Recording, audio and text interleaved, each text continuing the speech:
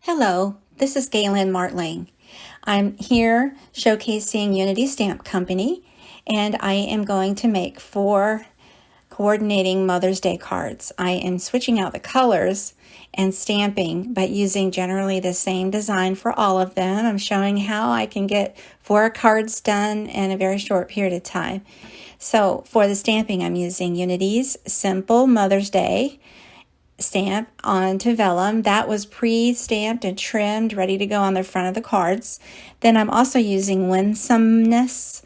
It is a border background, and it is wonderful. It's beautiful roses in there, and I thought that would be perfect to frame the backgrounds for what I'm looking for. So what I chose to do was use 4 different shades of cardstock and complementary inks that I had on hand. And so this looks like sort of a watermark look on all of them, but it's really this similar color ink. You can use watermark ink to get a similar effect. I just wanted a little more boldness, a little to show up a little bit more. And so I used ink from My Favorite Things, and I believe the cardstock is also from My Favorite Things. I'm stamping with the original Misty, and I go probably 2 or 3 passes on some of these colors to make sure I fill in all of those roses and all the detail of the background. And I just use a paper towel to just move the pressure around for the stamping. Now I'm using my Creative Time die to trim out all of these rectangles card size to go onto ready to go on the card bases. It's the My Creative Time rectangle frame die layers. So now I'm using I'm using 4 white pieces of cardstock behind the center part of these vellum panels for the sentiment.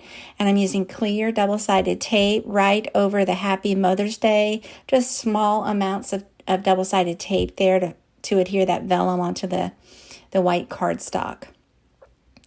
I don't always use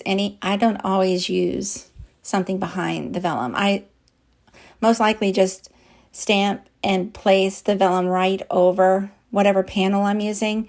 But because of the detail, I wanted this sentiment to pop a little bit more, so I added it.